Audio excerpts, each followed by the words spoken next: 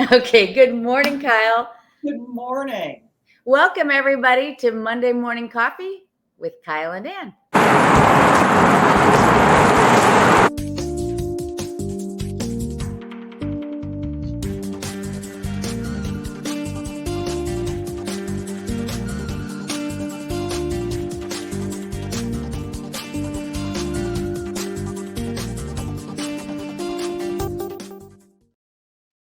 Good morning. Good morning, everybody. My name's Anne.Rossley. I'm here with my dear friend and colleague, Kyle Harvey. We come to you every morning, except we took a little summer hiatus for a couple of weeks. We love to talk about real estate in downtown Chicago. We hope you'll subscribe to our show on our YouTube channels, follow us, ask us questions. And when it comes to anything real estate, please reach out. Hi, Kyle. Yes. Good morning. We're going to be a little jumbled this morning, just everybody. We got a little bit of a late start. So let's jump into it with some stats. It's been a long time. Okay, here we go. Hold on, let me remove our names. Okay. All right, so this is statistics, houses. Okay, last month, 91 homes closed, down 23% versus previous year. Now, as you look at these slides, if you see a circle and a number, that is for that month previous year. Okay, so I'm not going to belabor this every slide, but you can see that last year, August, 118, year before, 145, year before that, 132. Homes under contract, 60 last month, down 40.6%. Homes for sale, 266 homes in the lakefront communities, down 36.4%. 3.6 months it will take us to sell out everything that's on the market now, given our rate of sale. And you can see the yellow, that's when we were in the pandemic. Oh, and just to go back. So you see, before the pandemic, it was basically a stable market. So, and then, as everyone said, people who've watched us for a long time know that the story of this is the story of inventory. Some of it's interest rates, and interest rates drive inventory, but it's inventory. We aren't dropping because it's a terrible market and crazy things like that. We are dropped because there's so little on the market. So I said to myself, how does price come into play? Mm-hmm. Not going to surprise anybody at all. If you take the median priced home, $1.2 million or less, they're only 2.6 months worth of inventory. If you go to 2.5 million and higher, you'll see 11.2 months worth of homes are on the market. So, and if you look at the purple line, you can see, there have been times when we've had 20 months of luxury inventory on the market. It's not atypical to have a lot of inventory. And I'm going to jump in with a little bit. I think if we sliced off and went 3.5 million and up, that's where most of the 11 months is. It's people are still buying the 2.5 to $3 million houses quickly.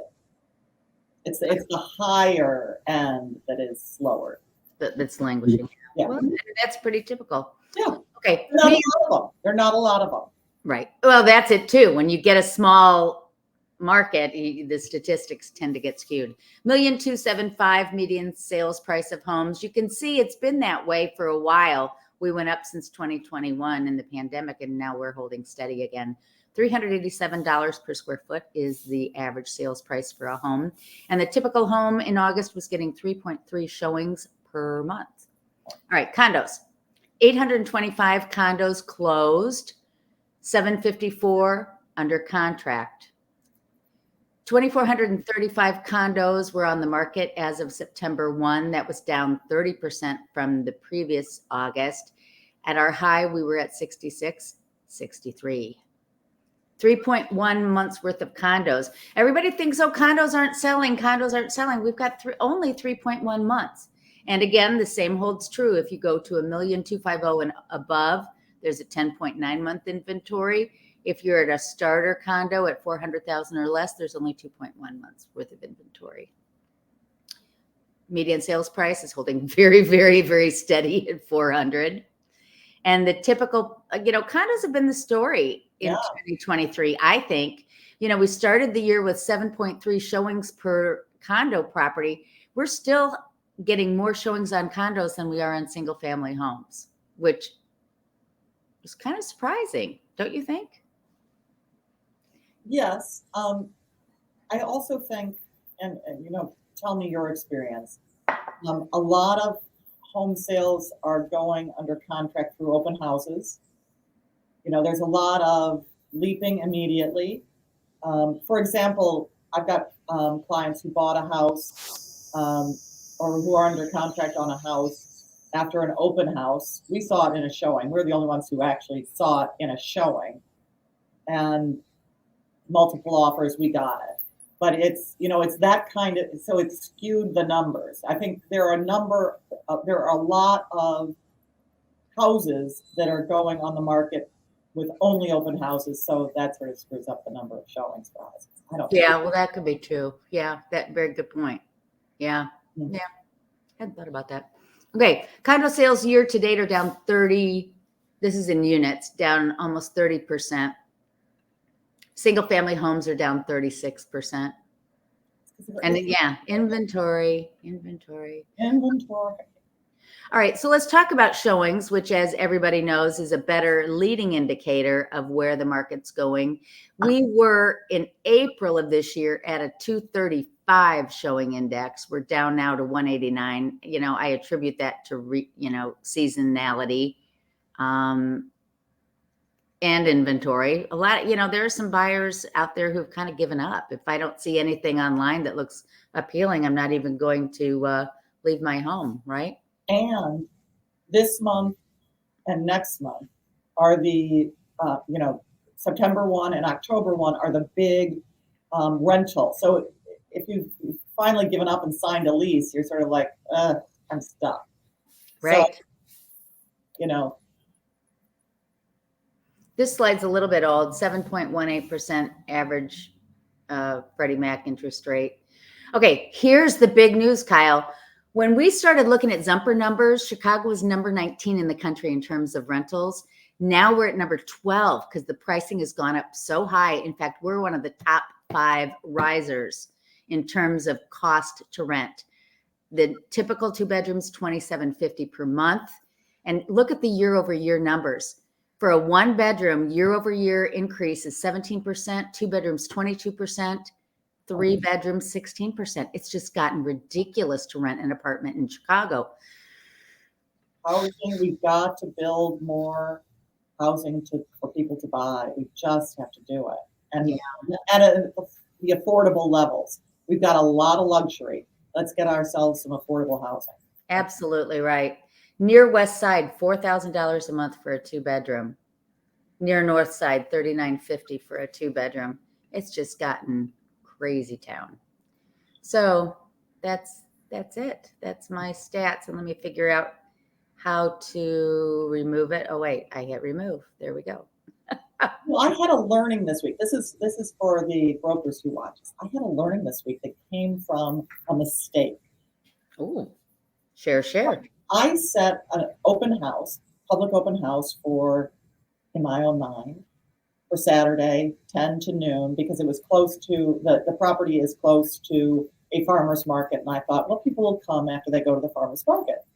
No, they didn't come. But I had actually set it for Friday, 10 to noon. And I had serious buyers. You did an open house on a Friday. I didn't know that.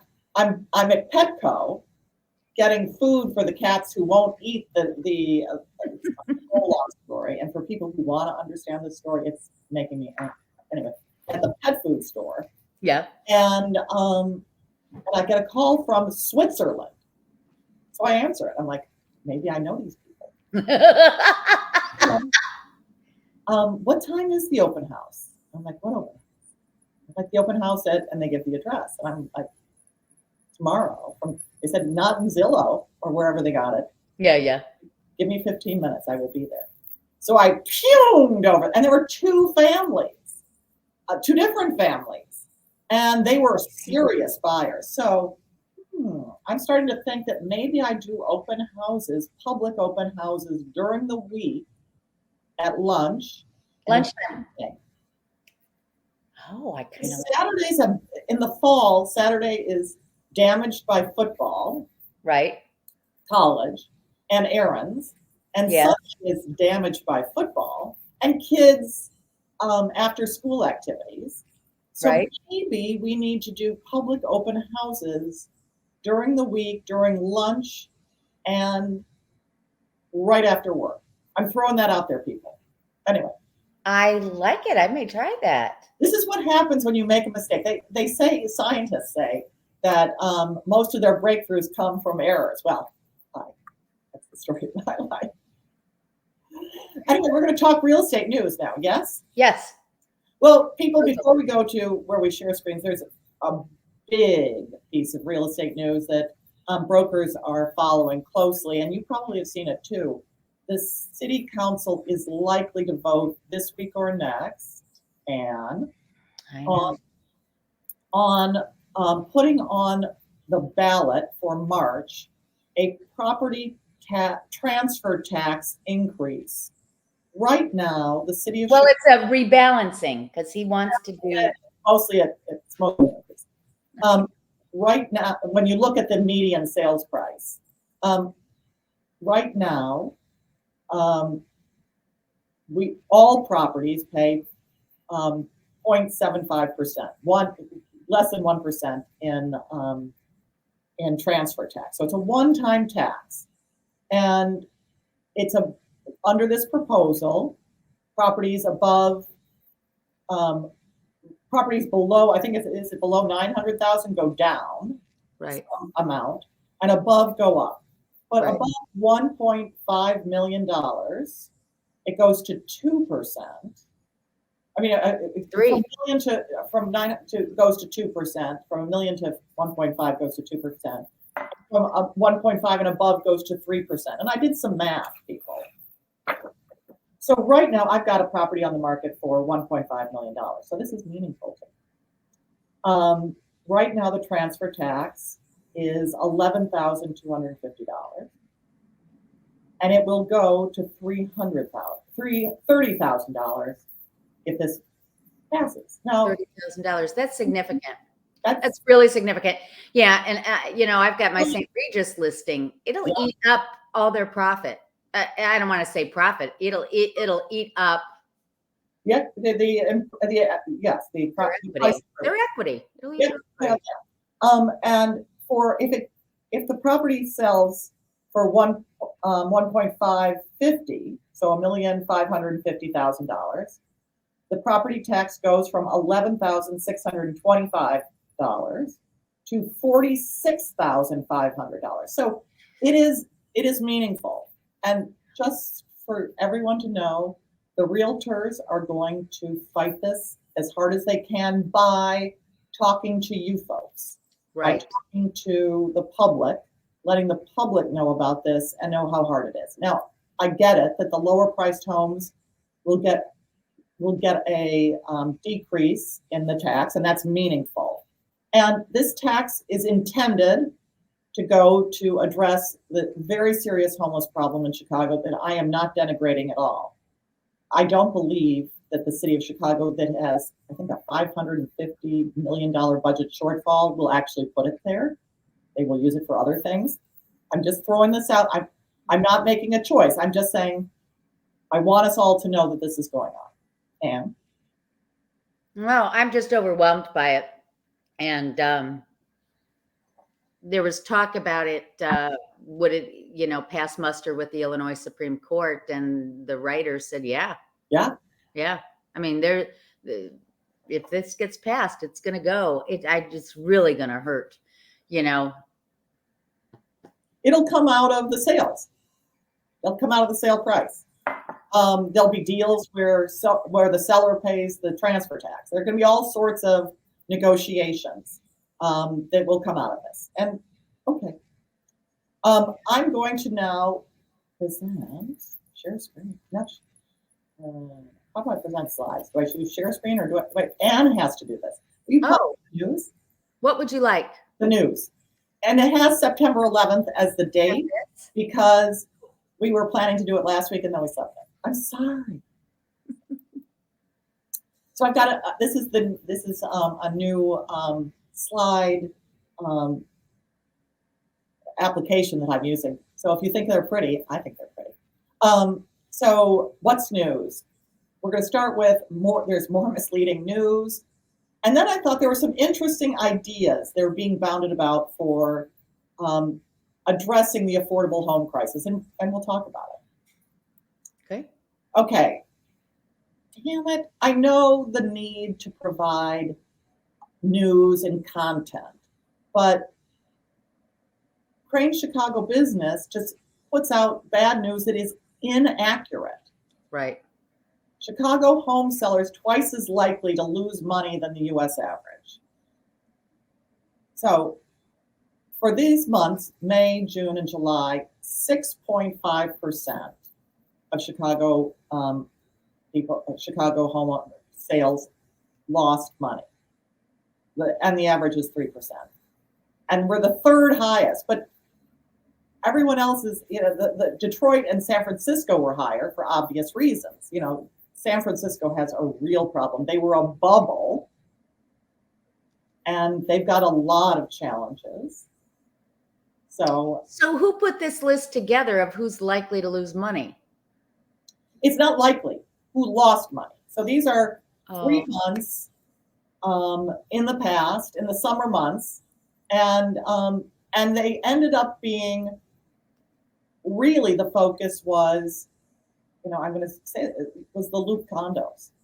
Most of the examples were luxury condos. But this is all anecdotal stuff, isn't it, Kyle? Like, I'm taking a condo and they happen to buy it maybe at the wrong time, and then they sold at the wrong time, but that isn't indicative of what's happening overall. No, it's not indicative. They're taking, so the people who lose money or who don't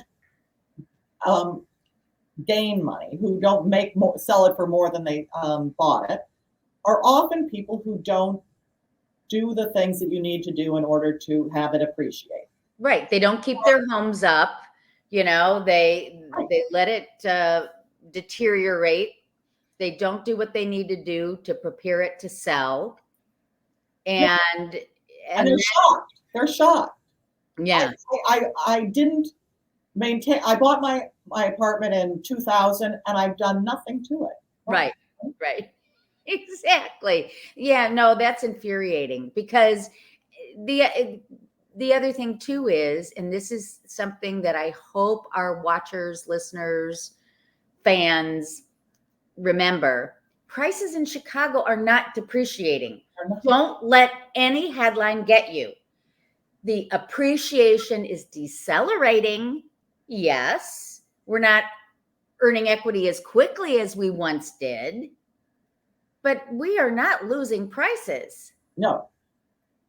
And because it ended up being that it's the luxury condo. So this article that in Cranes only points out luxury condos.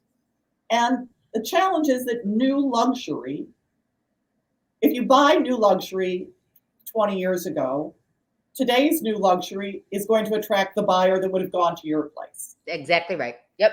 So, and because you haven't kept it up and made it as fancy as the stuff that's being built, you're just the Heritage, one of the examples he gave in the article, was Pretty Garland. And you know what? You're exactly right.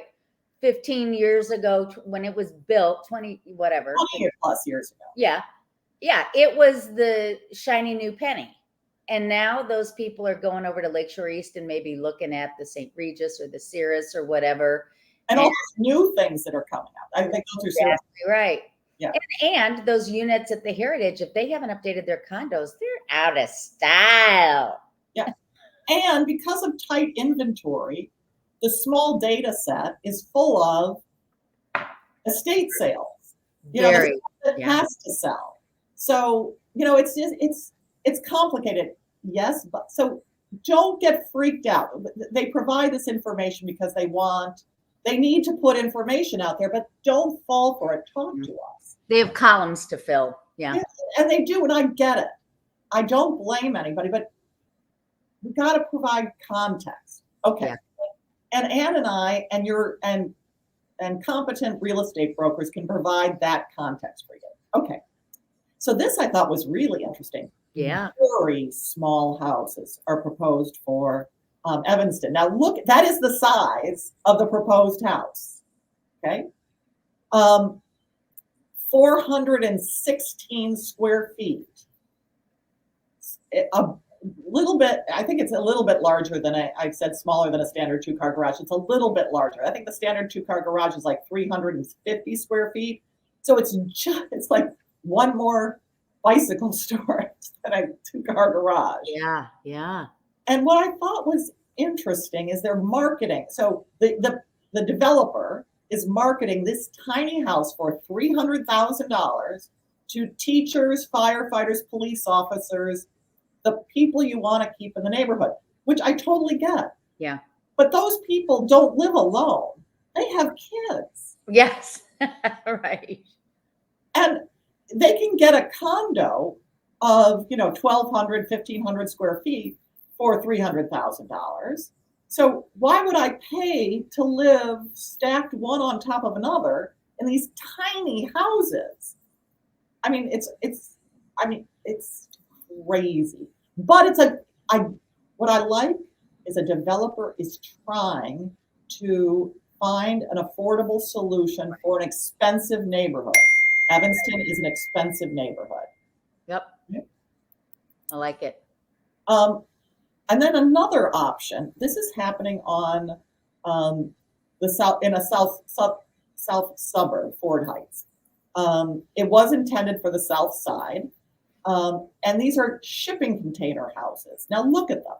This was a 5 or 6 shipping container house originally drawn, and they're going to make them smaller.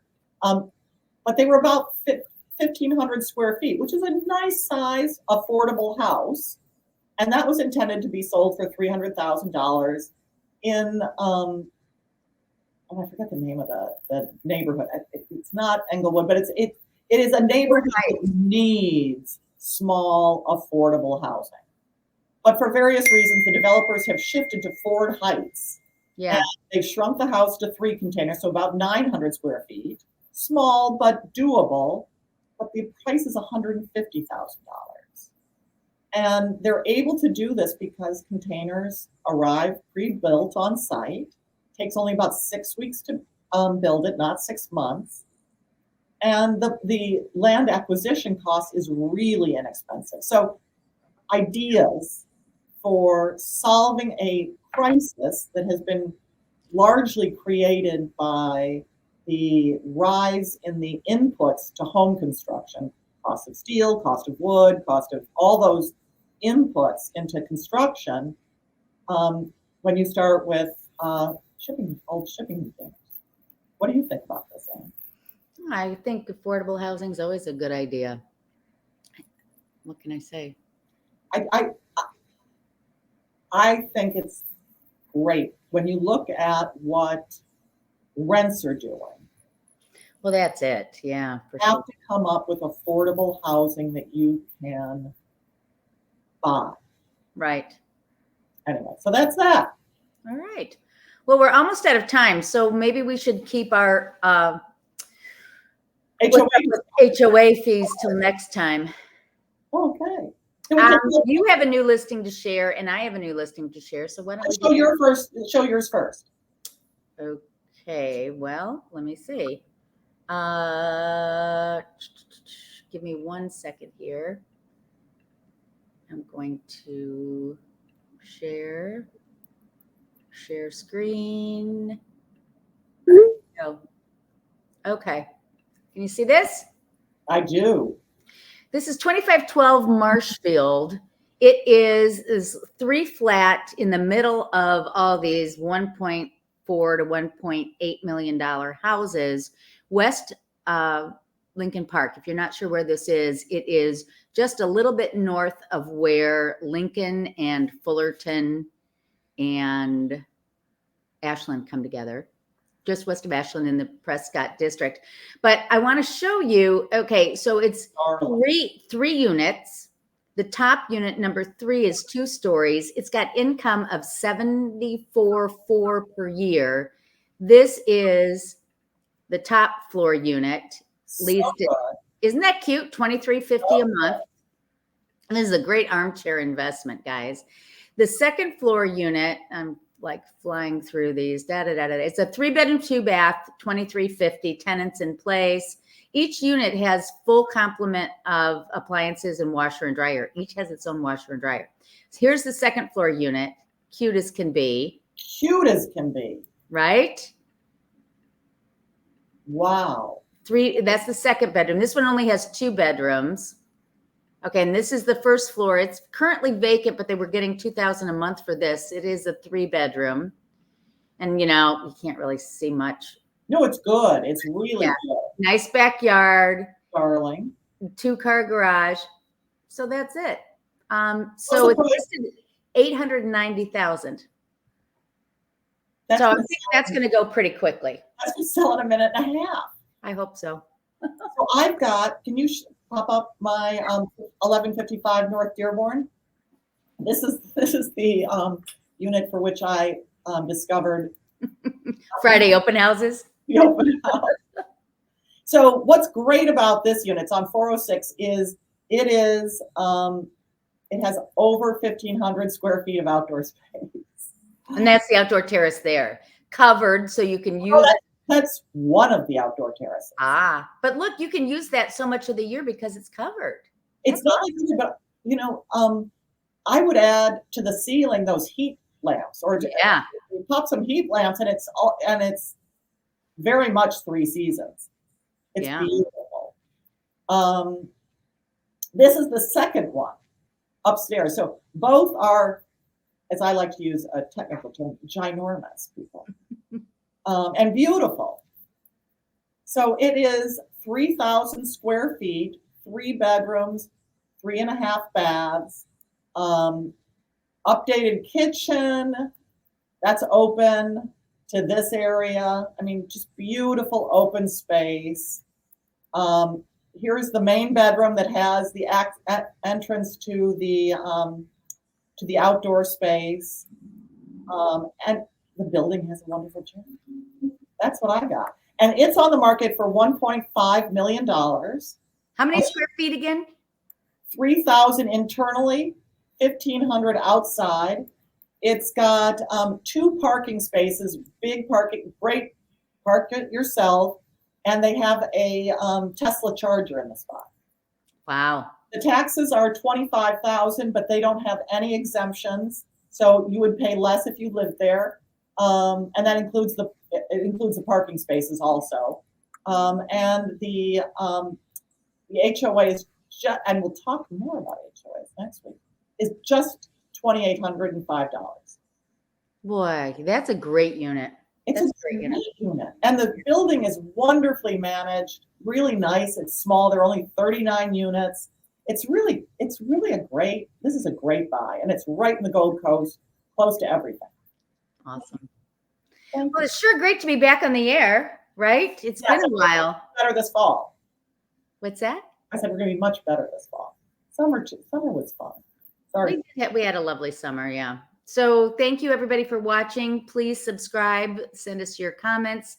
We look forward to seeing you next week when we discover and discuss homeowners assessments.